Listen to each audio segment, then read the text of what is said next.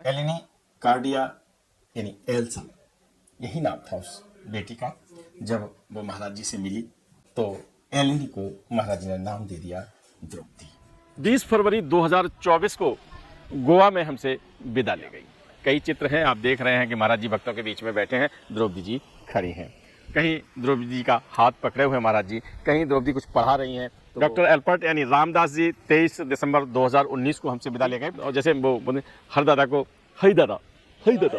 और द्रौपदी महाराज जी के बाबा नीम करौली महाराज के प्रति इतनी अनुरक्त थी कि वो हर वक्त महाराज जी के पास ही रहना पसंद करती थी, बात करना पसंद करती थी। महाराज जी कहते हैं, अरे मालूम है ये द्रौपदी से पैसा नहीं लेता हूँ हनुमान जी की सेवा के लिए, तो ये रोती है। वे महाराज जी के उस युवा टोली की सदस्य थी जो कि मैं कहूँगा कि महाराज जी के भक्तों की दूसरी पीढ़ी आयु के। 100-150 ग्राम जलेबी महाराज जी के एक बार में आती थी। वो महाराज सबको बांटा करते थे। उसमें जैसे कितने महाराज प्रसाद दे जाते थे जलेबी का, हम लोग 2-3 बार प्रसाद देते थे और खाते थे। संजीव शर्मा जी से सत्संग के दौरान चर्चा हुई तो उन्होंने कहा कि द्रौपदी जी की याद में अगर भंडारा हो तो अच्छा है। तो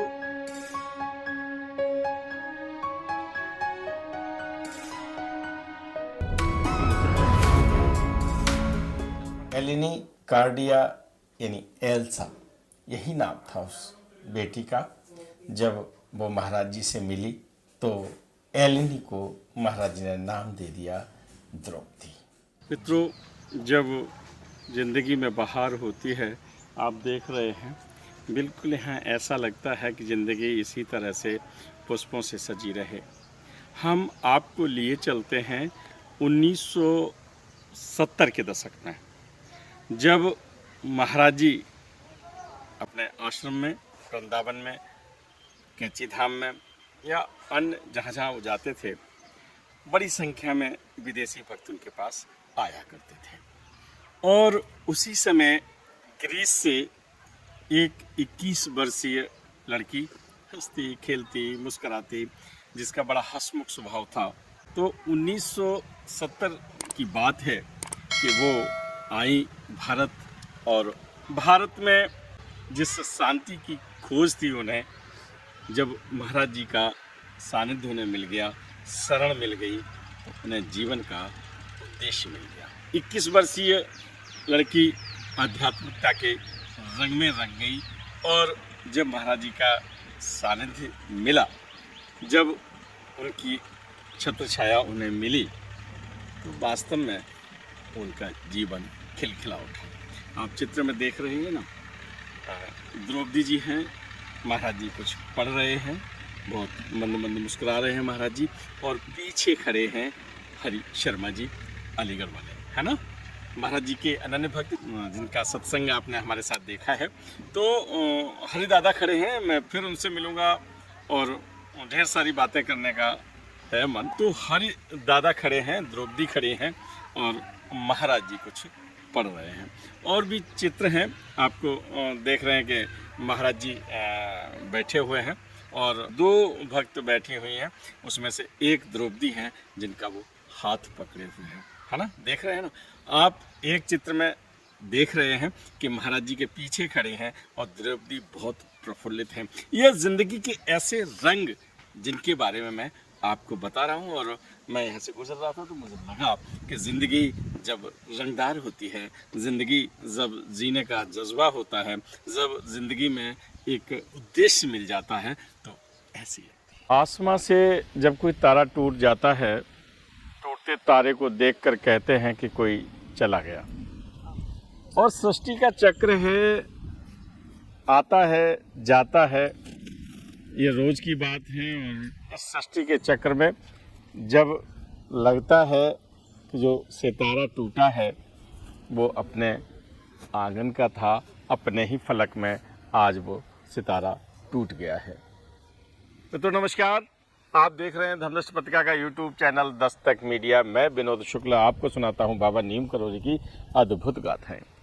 अद्भुत गाथाओं की श्रृंखला में आज आपको ऐसी सूचना दे रहा हूं जो गले नहीं उतरती, हंसती खेलती चुलबुली, जिनका आप चित्र भी देख रहे हैं तो बिल्कुल मुस्कुराती हैं, हंसती हैं, उनकी जब बातें याद आती हैं तो ऐसी बातें याद आती हैं जिसमें उत्साह है, आध्यात्मिकता का रंग है, जहाँ देश से विदेश के रिश्ते हैं। आई थी ग्रीस से द्रौपदी जी और 20 फरवरी 2024 को गोवा में हमसे विदा ले गई। 20 फरवरी 2024 से पहले मैं आपको ले चलता हूँ फ्लैशबैक में।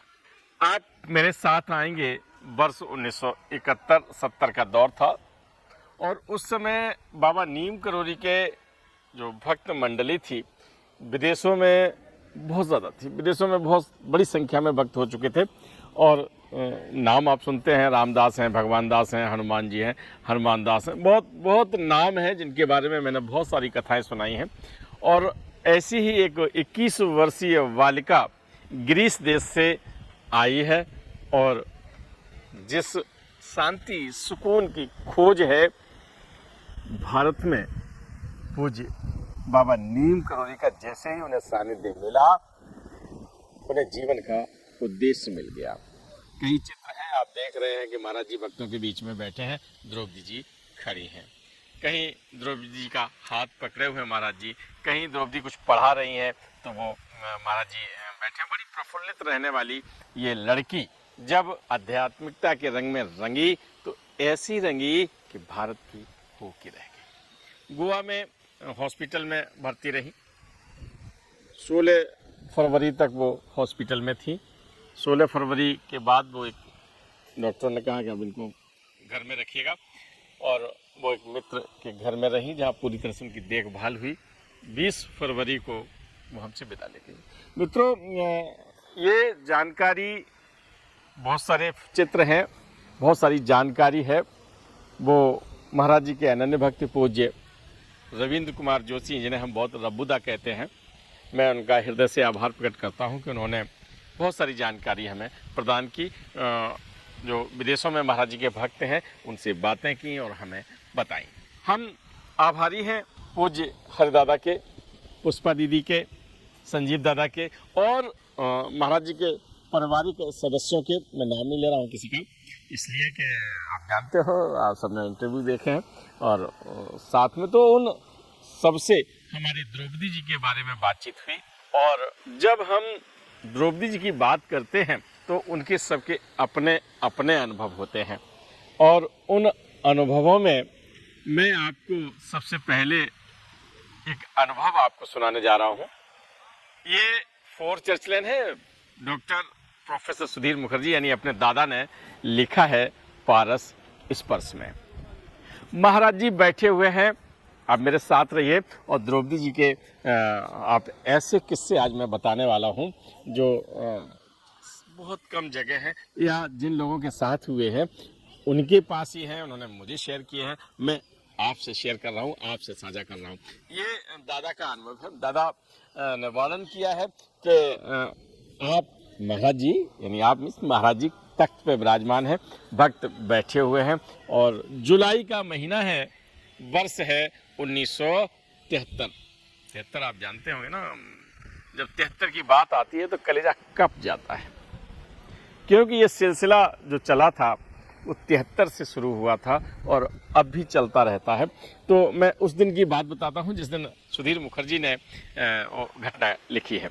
सुधीर मुखर्जी ने लिखा है कि महाराज जी बहुत अच्छे मूड में हैं, लोग अपनी अपनी बातें कर रहे हैं, भक्त अपनी बातें बता रहे हैं और उन बातों के बीच में किसी भक्त ने द्रौपदी जी की बात छेड़ दी। द्रौपदी जी के बारे में बताया कि द्रौपदी जी महाराज जी आपको तो अमेरिका ले जाना चाहती हैं, पूरा हवाई जहाज किराए पे लिया है। और आपको बताएं महाराज जी मंद मंद मुस्कुराते हुए इनकी बातें सुन रहे हैं और भक्त अपनी अपनी बात कह रहे हैं और उनमें से कुछ भक्त कहते हैं आपको मालूम है द्रौपदी जी के साथ यानी आप जब चलेंगे हवाई जहाज में तो पता नहीं कितने कितने नाम लिखा दिए हैं और यहाँ बैठे हुए हैं, इनमें से कई लोगों ने नाम लिखा दिए हैं। महाराज जी तपाक से उठते हैं, बोले मालूम है ये जो माइयाँ बैठी है ना, इनने तो फ्राक भी सिलवा ली है, बड़ी अच्छी अच्छी, मतलब जो साड़ी पहनती हैं, जिन्होंने कभी फ्रॉक नहीं पहनी, या उनके लिए महाराज जी कहते हैं इनने तो फ्रॉक भी बनवा ली है, ऐसी ऐसी तैयारी कर ली है, ये हवाई जहाज में उड़ेंगी। मित्रों, ये एक याद प्रोफेसर सुधीर मुखर्जी ने हम सबसे साझा की थी। मैं और भी बातें हैं, मैं आपको बता दूं कि महाराज जी ने जो 11 सितंबर 1973 सिलसिला चला, मेरे पास एक छोटी सी सूची है जो हमारे पास बनी है रिकॉर्ड में। मैं चाहता हूं वो तिथियां भी हम बताएं कि महाराज जी के बहुत भक्त चले गए हैं, लेकिन उनमें से कुछ लोगों का हमें पता है। पूज्य महाराज जी की धर्मपत्नी सूक्ष्म रूप धर चुकी हैं श्रीमती राम बेटी शर्मा जी 15 जून 1996 को हमसे विदा ले गई और इनका अंतिम संस्कार कछला घाट गंगा तट पे हुआ था। मैं भी अभी गंगा तट पे ही खड़ा हूँ, अगर आपको पीछे नज़र आ रहे होंगे तो। और ऐसा है जहाँ पर सब कुछ आना जाना लगा रहता है, जाने की प्रक्रिया है लगी हुई है। तो श्रीमती राम बेटी शर्मा 15 जून 1996 को चली गई कछला घाट पर, उनका अंतिम संस्कार हुआ गंगा तट पर। दूसरे सिद्धि माँ गई हैं 28 सितंबर 2017 को। डॉक्टर एल्पर्ट यानी रामदास जी 23 दिसंबर 2019 को हमसे विदा ले गए। रामदास और के शाह दोनों बहुत अच्छे मित्र रहे हैं, महाराज जी के भक्त हैं। और 23 दिसंबर 2019 को रामदास जी गए, के शाह एक महीना भी नहीं हुआ, यानी 14 जनवरी 2020 को विदा ले गए। जीवन बाबा 5 अप्रैल 2020 को चले गए। धर्मनारायण जी महाराज जी के छोटे सुपुत्र और 26 अप्रैल 2021 को हमसे विदा ले गए। अशोका दीदी 18 अक्टूबर 2021 को, महाराज जी के बड़े सुपुत्र अनेक सिंह शर्मा 21 नवंबर 2021 को हमारे बीच से विदा ले गए। प्रोफेसर सुधीर मुखर्जी, गुरदत्त शर्मा, बहुत सारी एक सूची है। ये तो हमें तारीखें मालूम थी जो हमने आपको बता दी। उसी में एक तारीख 20 फरवरी 2024 जुड़ी और द्रौपदी जी हमारे बीच नहीं रही।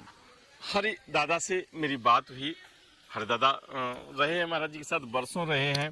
और आपको बता दें, कैंची धाम से जब अंतिम बार मानव देह में निकले हैं वो आश्रम से, तो उस समय हरि दादा विदा करने वाले थे। एक तरफ रवि खन्ना थे, दूसरी तरफ जो खड़े थे, जो चल रहे थे महाराज जी के साथ, वो हरि दादा थे। और वहीं इंदर दादा गए थे उनके साथ, उन्हें हल्द्वानी स्टेशन काठगोदाम तक पहुंचाया था महाराज जी को जीप में बिठाल के। तो हरि दादा से हमने बात की। हरि दादा ने कहा कि द्रौपदी को बहुत अच्छी हिंदी नहीं आती थी, लेकिन भारत में आके हिंदी उन्होंने सीखी थी। और जैसे वो बोले हरि दादा को हई दादा, हई दादा, आप समझ रहे ना क्या कहा, हई दादा। हरि दादा को हई दादा कहा करती थी। तो बड़ी जिज्ञासु थी, बहुत समर्पित थी महाराज जी के लिए और बड़ी बातें बताई। मैं थोड़ी सी बात आपको हरि दादा के मुखार बिंद से सुनवाता हूँ। द्रौपदी के साथ महाराज जी के आश्रम में मुझे 71, 72, 73 तक महाराज जी के आश्रम में जो है रहने का सौभाग्य मिला है। और द्रौपदी महाराज जी के बाबा नीम करौली महाराज के प्रति इतनी अनुरक्त थी कि वो हर वक्त महाराज जी के पास ही रहना पसंद करती थी, बात करना पसंद करती थी। और महाराज जी ने, बाबा नीम करौली महाराज ने पश्चिमी भक्तों में से द्रौपदी को अपने आश्रम में ठहरने की अनुमति दे रखी थी। द्रौपदी महाराज जी के साथ में बाल क्रीड़ाएं करना, भक्त की क्रीड़ाएं करना, ये सब करती थीं। और अनेक तरह से उत्सवों पर हनुमान जी को, महाराज जी को प्रसाद लगाना करती। और भी जो भारतीय भक्त आते थे उनके साथ में वो भारतीय जीवन शैली के बारे में जानना, विशेषकर मेरे पिता पंडित तुलसीदत्त शर्मा जी से, वो इतनी थोड़ी अच्छी हिंदी नहीं जानती थी, उनसे बात करती थी। कोई भी यदि ऐसा विषय आता था जो हिंदी में वो नहीं समझ पा रही हैं, तो किसी इंग्लिश बोलने वाले दादा या अन्य से उसे एक्सप्लेन कराती थी। द्रौपदी भारत में आके बसी महाराज जी की बाबा नीम करौली के प्रति अनुरक्त होने पर। हरि दादा से आपने सुना, हरे दादा भी काफ़ी व्यथित हैं। और सच में जब कोई साथी जाता है, भक्तमाला जब टूटती है महाराज जी के मनकों में से, कोई मन का चला जाता है, है ना, एक मन का और कम हो गया भक्तमाला का, तो सबको दर्द होता है। हम कई यादों को संजोए हुए हैं। कई लोगों ने हमको बताया, रब्बू दादा से जब बात हुई तो उन्होंने कहा कि बहुत हंसमुख लड़की, बहुत ऐसी भक्त जो महाराज जी के लिए समर्पित। आप ये समझिएगा कि महाराज जी के उस समय जो मंदिर बने हैं, जो आश्रमों का काम हुआ है, उसमें पूरी आर्थिक संसाधन जुटाए गए। भाई हाँ, जब काम होता तो उसमें बड़ी बड़ी भूमिका रहती है। तो द्रौपदी ने बहुत धनराशि से योगदान किया। उस समय आश्रमों ने नहीं किया, लेकिन अब वो स्वीकार करते हैं, वो बता। तो बहुत सारी यादें हैं। मैं जब मिलूंगा तो उनसे फिर बातें करूंगा। प्रोफेसर सुधीर मुखर्जी ने एक जगह लिखा है, कहते हैं कि महाराज जी कहते हैं, अरे मालूम है ये द्रौपदी से पैसा नहीं लेता हूँ हनुमान जी की सेवा के लिए, तो ये रोती है। ये महाराज जी के लिए लिखा है। द्रौपदी ने बड़ी अच्छी धनराशि, जो उनकी सक्षम थी, ग्रीस देश की रहने वाली थी, ये मैंने आपको बताया है। और यहाँ पर भारत में जब आती थी तो जो मंदिर बनते थे, महाराज जी के आश्रम बनते थे, पूरे दिल खोल के वो उसमें अपना योगदान देती थी। और महाराज जी के मुखारबिंद से प्रोफेसर सुधीर मुखर्जी ने सुना है कि जब महाराज जी को वो धनराशि देना चाहती थी और वो जब नहीं लेते थे तो वो रोती थी। तो बड़ा हर तरह से बहुत अच्छी तरह से रही।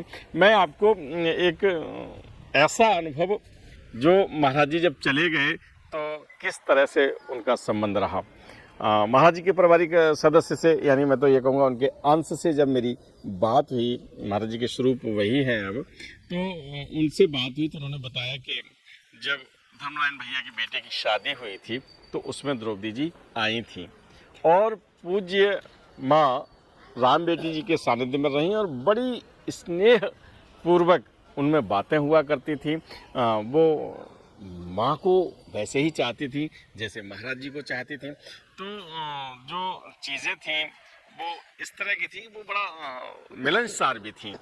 और महाराज जी का परिवार, महाराज जी के बारे में तो उनकी बातें होती थीं।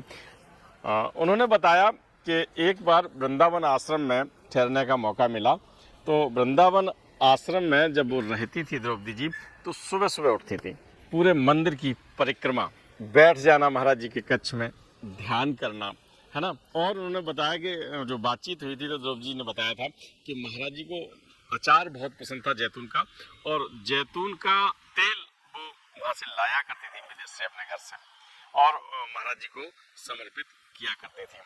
आश्रमों में महाराज जी के लिए भंडारा किया करते थी। ऐसा नहीं है कि वो जिस धर्म की थी और उस धर्म को नहीं मानती थी। बताती है कि 25 दिसंबर की एक तारीख पड़ी थी वृंदावन आश्रम में, तो द्रौपदी जी ने वहाँ पर ढेर सारी मोमबत्तियाँ लगाई थी, है ना, महाराज जी के चित्र के आगे बैठ के प्रार्थना की थी। और जिस कमरे में वो रहती थी उसमें महाराज जी के बड़े चित्र लगे रहते थे। मुझे ये बताया गया कि द्रौपदी जी महाराज जी के जाने के बाद आश्रम में जाती थीं तो आश्रम की व्यवस्थाओं में पूरा सहयोग करती थीं, है ना। मैंने बात की, द्रौपदी जी महाराज जी का सानिध्य पाया, द्रौपदी जी के साथ रहे और उनकी उम्र वही 11-12 साल की रही होगी, 10 से 12 साल के बीच की।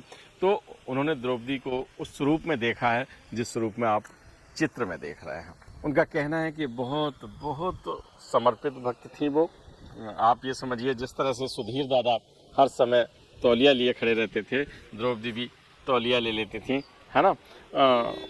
उन्होंने बहुत सारी यादें साझा की हैं पूज्य संजीव शर्मा जी ने। पिछले कुछ समय से अस्वस्थ थी, ये भी पता चल रहा था कि वो आके किसी अस्पताल में भर्ती थी। द्रौपदी को मैंने पहली बार मार्च 1972 में वृंदावन आश्रम में देखा था। वे महाराज जी की उस युवा टोली की सदस्य थी जो कि मैं कहूँगा कि महाराज जी के भक्तों की दूसरी पीढ़ी आयु के हिसाब से शांत स्वभाव की थी। महाराज जी की सेवा में तत्पर रहती थी। उन्हें महाराज जी के तखत के सामने चटाई पे बैठने से अधिक महाराज जी की सेवा करना अधिक अच्छा लगता था। अभी जैसे पता चला है कि पिछले कुछ समय से ये भारत में थी, अस्वस्थ थी, और बीच में सुना था कि वो गोवा से ऋषिकेश शिफ्ट किया जा रहा है। उनके निजी जीवन के बारे में बहुत अधिक कुछ पता नहीं है। महाराज जी की शरीर लीला के बाद वे निरंतर भारत आती रही। 80 के दशक में भी उन्हें वृंदावन आश्रम में देखा, 90 के दशक में भी देखा, और मेरे अनुमान से उन्हें वृंदावन में रहना, वृंदावन की तंग गलियों में घूमना काफी अच्छा लगता था। होली के आसपास प्राय वो वृंदावन आश्रम में रहती थी जब वो भारत में होती थी। मैंने करीब 15 साल पहले उन्हें ऋषिकेश में अंतिम बार देखा। वो राम झूला पे गंगा के उस पार बेंच पे बैठी हुई थी, एक अन्य पश्चिमी महिला के साथ, और बहुत सारी किताबें खोल रखी थी, और वो अपनी लिपि में ग्रीक भाषा में किसी ग्रंथ के अनुवाद में जुटी हुई थी। उस समय ऐसा था कि कार्य में संलग्नता को देखते हुए मैंने भी उन्हें डिस्टर्ब नहीं किया, और वो अंतिम बार मैंने उन्हें देखा। महाराज जी के कंबल में उन्हें शरण मिले और वे वहाँ खुश रहे। उसी क्षण से जो उनका अपना पुराना स्वभाव था, उन्मुक्त स्वभाव और सेवा का भाव, ये दो चीजें मैंने उनके व्यक्तित्व के बारे में समझी थी। अब दूसरी पीढ़ी महाराज जी की, जो उस समय युवावस्था में थी, अब वो वृद्धावस्था में है, और जो छोटे बच्चों में समार थे वो मेरे जैसे अब 60+ हो चुके हैं। समय निरंतरता से दौड़ रहा है, परिवर्तन दिखाई दे रहा है। द्रौपदी के लिए नमन और प्रार्थना, ईश्वर उन्हें अपने चरणों में शरण दे, महाराज जी की कृपा उन्हें बिल्कुल। महाराज श्री नीमकरोली महाराज जी की अनन्य भक्त, जिनको की विदेशी मूल की थी, महाराज जी जिन्हें बड़े ही प्रेम से द्रौपदी के नाम से संबोधित करते थे।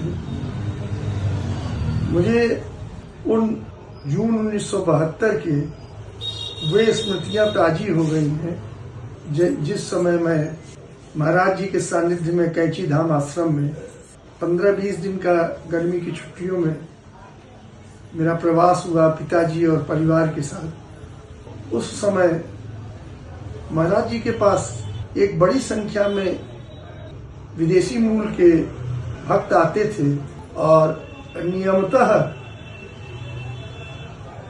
सुबह 8 बजे एक साथ एकत्रित होकर आना, श्री महाराज जी की पूजन करना, आश्रम के लोगों को बना करके चाय का वितरण करना और महाराज जी के सानिध्य में बैठना, और शाम को महाराज जी के समक्ष भजन कीर्तन करना और वापसी करना। महाराज जी का द्रौपदी जी पे एक विशेष स्नेह था। मुझे याद पड़ता है कि उस दौरान रविदास जी, जो लोग महाराज जी के सानिध्य में रहते थे, उनमें मैंने एक विशेष बात देखी कि द्रौपदी जी का ऊपर उन्हें एक विशेष स्नेह था, और जब कभी कोई बात होती तो कहते हैं, द्रौपदी सुन रही है, देखो द्रौपदी को बताओ मैं क्या कह रहा हूं। और इतने सम्मोहित रूप से, और सबसे बड़ी जो विशेषता मैंने महसूस की वह यह महसूस की कि जिस श्रद्धा, भक्ति और सेवा भाव से द्रौपदी जी का समर्पण महाराज जी के प्रति था, वो कहीं न कहीं ऐसा प्रतीत होता था कि साधक और आराध्य के बीच में जो संबंध होते हैं, जिसमें किसी वाणी की, किसी भाषा की, किन्हीं शब्दों की आवश्यकता निःशेष हो जाती है, ऐसा द्रौपदी जी का और महाराज जी के मध्य संबंध था। महाराज जी ने उन्हें वो भी विशेषाधिकार दिए जो बहुत कम लोगों को मिल पाते, बड़े भाग्यवान लोगों को मिल पाते हैं, कि महाराज जी चलते वक्त अपने साथ सहारा लेते हुए, ऐसा द्रौपदी जी को कई बार सौभाग्य मिला। मुझे भी एक बार जीवन में ऐसा सौभाग्य मिला था। मुझे याद आ रहे हैं वो चेहरे उन लोगों के, कई का मैं नाम से स्मृत नहीं कर पा रहा हूं, लेकिन मेरा मानना है कि द्रौपदी जी महाराज जी के अनंत चरणों में चली गई हैं। महाराज जी ने उन्हें अपने पास बुला लिया है। महाराज जी के अनन्य कृपा पात्र द्रौपदी जी को मैं इन शब्दों के साथ श्रद्धा सुमन अर्पित करता हूँ। मैं जब बहुत छोटा था तो मैं अपने फादर के संग महाराज जी के दर्शन करने जाते थे। हम लोग जब महाराज आते थे तो दर्शन करने जाते थे। वहाँ एक ग्रीस की रहने वाली द्रौपदी जी थी जिसका नाम महाराज ने द्रौपदी रखा था, और वो रोज़ सुबह जो है प्रसाद लगाती थी 100 रुपये का। जितने दिन महाराज वहाँ रहते थे 100 रुपये की जलेबी का प्रसाद लगाती थी, और डलिया भर के जलेबी आती थी, और वो जो है महाराज उसमें से हाथ भर भर के देते थे। 100-150 ग्राम जलेबी महाराज जी के एक हाथ में एक बार में आती थी। वो महाराज सबको बांटा करते थे। उसमें जैसे कितने महाराज प्रसाद दे जाते थे जलेबी का, हम लोग 2-3 बार प्रसाद देते थे और खाते थे। बहुत अच्छी, बहुत बढ़िया लेडी थी, बहुत भक्त थी महाराज जी की। जय बाबा जी महाराज की जय श्री राम। द्रौपदी जी के बारे में आपने सुना, दादा ने बताया। द्रौपदी की बड़ी यादें हैं, और जहाँ जहाँ हमें जिन भक्तों से बातें हमें पता चलती रहेंगी, हम एक पूरी स्टोरी बनाएंगे द्रौपदी जी के बारे में। सारी बातें आपको शेयर करेंगे, क्योंकि ये भी जो खबर हमें मिली है, और साहित्य में तो बहुत ज़्यादा उपलब्ध नहीं था, लेकिन जिस तरह से हमने महाराज जी के सानिध्य पाए, भक्तों से बातचीत की, क्योंकि ऐसे भक्त हैं, बहुत सारे भक्त हैं, उन्होंने कहा हमको मिले नहीं। बिल्लू दादा से बात की तो उन्होंने कहा हमने अमर मेहरोत्रा लखनऊ से, तो उन्होंने कहा हमने देखी हैं, और भाई महाराज जी का केवल दर्शन, हमको और कोई ख़ास बात याद नहीं है। हमने बात की पुष्पा दीदी से, तो पुष्पा दीदी ने बताया कि बहुत मिलनसार थी, महाराज जी की सेवा के लिए समर्पित थी, हनुमान जी के आगे बैठ के पूजा करती रहती थी, और आप ये मान के चलिएगा कि आश्रम की व्यवस्थाओं में पूरी तरह सहयोग करती थी। उन्होंने अपनी बात द्रौपदी के लिए, मैं वही कह रहा हूँ कि मैंने उनसे कहा था दीदी 2 शब्द भेज दीजिएगा, उन्होंने बड़ी महती कृपा की है, उन्होंने जो भेजा है मैं आपको सुनवाता हूँ। महाराज जी की भक्त द्रौपदी, मेरी पहली मुलाकात 1972 में वृंदावन आश्रम में हुई थी।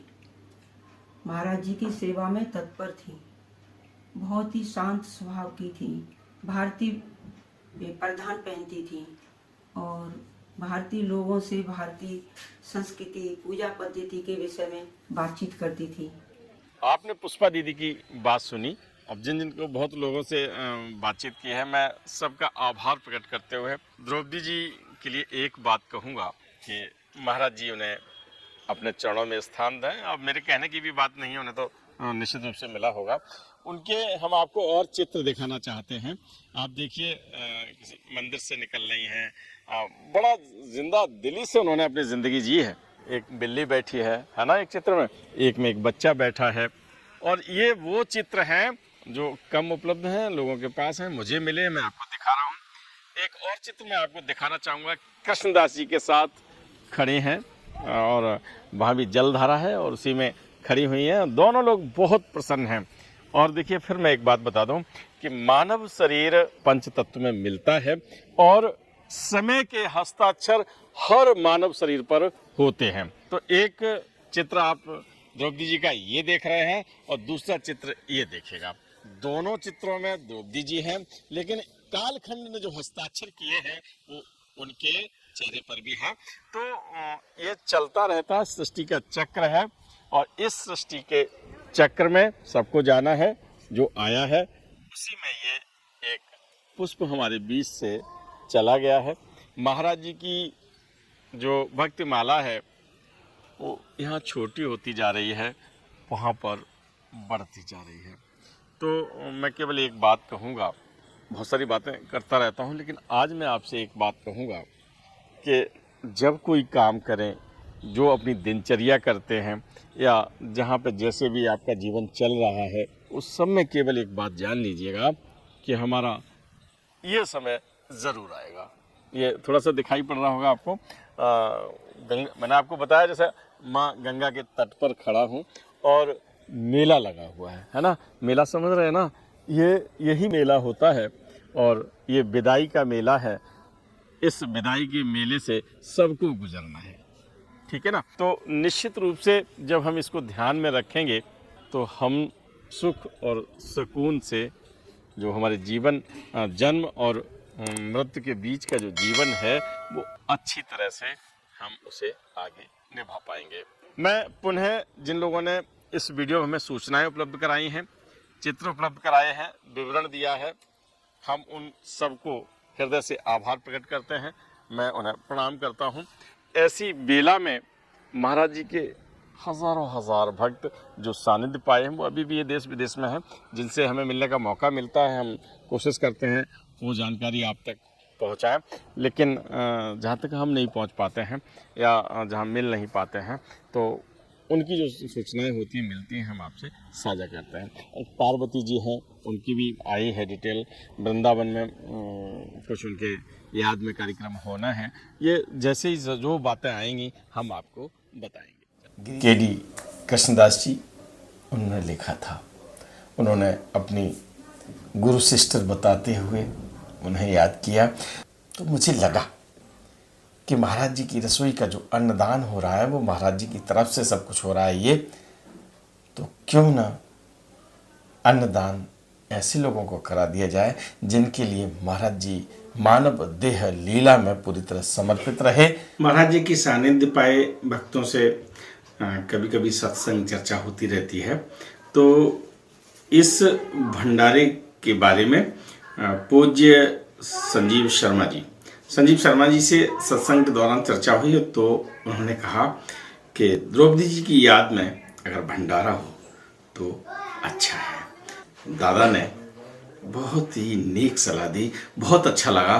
तो आज द्रौपदी जी की याद में हम सब लोग भट्टे पर भट्टा श्रमिकों के बीच में द्रौपदी जी की स्मृति में ये किया अन्नदान।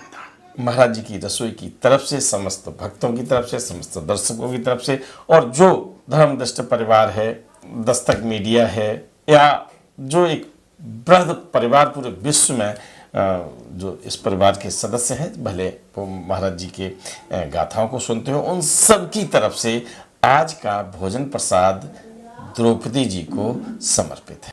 लिंक भी मैं आपको दिलवा देता हूँ, कमेंट बॉक्स में लिंक मिल जाएगा। आप भंडारा जरूर देखिएगा।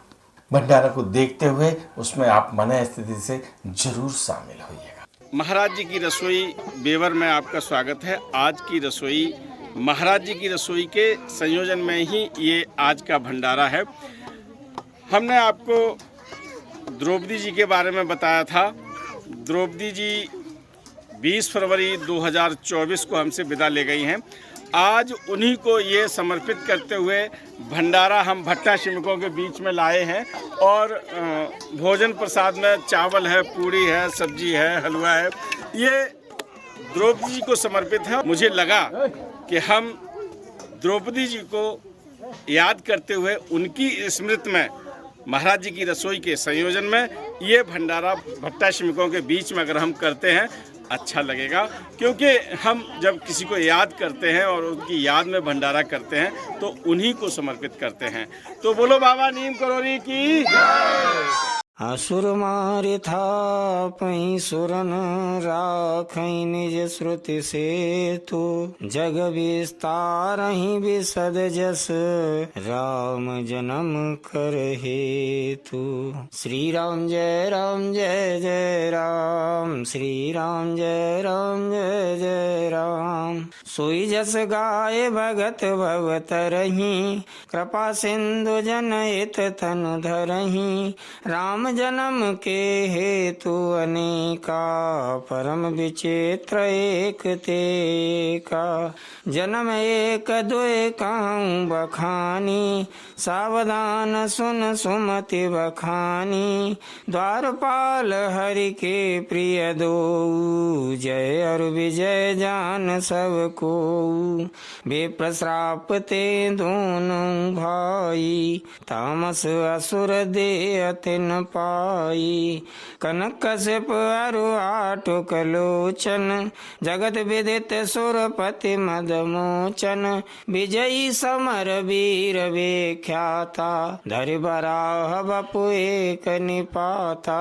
हुए नर हरि दूसर पुनि मारा, जन प्रहलाद सुजसु विस्तारा। भय निशाचर जायते, महावीर बलवान।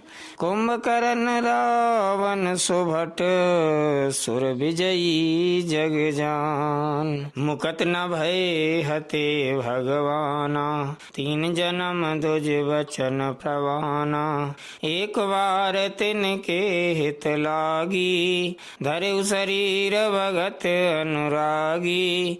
कश्यप आदित तहाँ पितु माता, दशरथ कौशल्या विख्याता। एक कलप यही विधि अवतारा, चरित पवित्र किए संसारा। एक कलप सुर देखे दुखारे, समर जलंधर सन सब हारे। शंभु कीन संग्राम अपारा, धनुज महाबल मरई न मारा।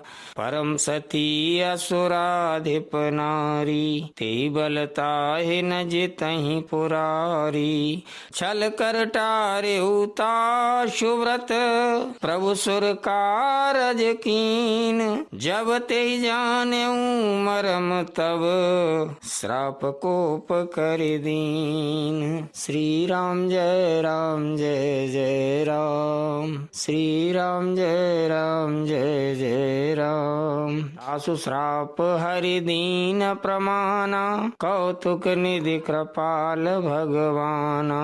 तहाँ जलंधर रावण भयऊ, रनहति राम परम पद दयऊ। एक जन्म कर कारण एहा, जेहि लगी राम धरी नर देहा। प्रति अवतार कथा प्रभु केरी, सुन मुनि बरनी कवि न घनेरी। नारद श्राप दीन एक वारा, कलप एक ते लगे अवतारा। गिरजा चकित भई सुन बानी, नारद विष्णु भगत पुनि ज्ञानी। कारण कवन श्राप मुनि दीना, का अपराध रमापति कीना। यह प्रसंग मोय कहु पुरारी, मुनि मन मोह आचरज भारी। बोले बेअसि महेश तब, ज्ञानी मूढ़न कोय। जे जस रघुपति करहि त्यब, सो तस ते छन होय। कहूँ राम गुण गाथ, भरद्वाज सादर सुनऊँ। भव भंजन रघुनाथ, भज तुलसी तज मान मद। हिम गिर गुहा एक अति पावनी, भय समीप सुर सरी सुहावनी। आश्रम परम पुनीत सुहावा, देख देव ऋषि मन अति भावा। निरख शैल सरि विपिन विभागा, भयउ रमापति पद अनुरागा। सुमिरत हरि श्राप गति बाधी, सहज विमल मन लागे समाधि। मुनि गति देखे सुरेश डराना, कामी बोल कीन सन्माना। सहित सहाय जाऊ मम हेतु, चले हरसिहि जल चर केतु। सुना सिर मन मऊ असि त्रासा, सुना सिर मन मऊ असि त्रासा। चहत देव ऋषि मम पुरवासा, जे कमी लोलुप जग माही। कुटिल काकैब सबहि डिराही, सुख हाड़ लय भाग सठ, स्वान निरखिर मृगराज, छीन ले जन जान जड़, तिमि सुरपति ही न लाज। श्री राम जय राम जय जय राम, श्री राम जय राम जय जय राम। तेहि आश्रम ही मदन जब गयऊ, निज माया बसंत निर्मयऊ, कुसुमित विविध बिटप बहु रंगा, कूजई कोकिल गुंजई भृंगा, चली सुहावनी त्रिविधि बयारी, काम कृसानु बढ़ावनि हारी, रंबादिक सुर नारी नवीना, सकल असम सर कला प्रवीणा, करई गान बहुतान तरंगा, बहुविधि क्रीडई पानी पतंगा, देखि सहाय मदन हरसाना, कीन से पुण्य प्रपंच विधि नाना, काम कला कछु मुनि न व्यापी, निज भय डरे मनोभव पापी, सीम की चाप सकै को तासु, बड़ रखवार रमापति जासु, सहित सहाय सभीत अते, मान हार मन मैन, गह से जाए मुनि चरण तब, कह सुठियारत बैन। श्री राम जय जय राम, श्री राम जय जय राम। भयउ न नारद मन कछुरोसा, कह प्रिय वचन काम परितोषा, नारद चरण सिरो आय सुपाई, नाय चरण सिरो आय सुपाई, गयउ मदन तब सहित सहाई, मुनि सुशीलता पनि करनी, सुरपति सभा जाय सब बरनी, सुनि सबके मन अचरज आवा, मुनि प्रशंस हरि सिरुनावा, तब नारद गबने शिव पाही, जिता काम अहिमित मन माही, मार चरित शंकर ही सुनाए, अति प्रिय जानी महेश सिखाए, बार बार बिन बहु मुनि तोही, जिम यह कथा सुनायऊ मोही,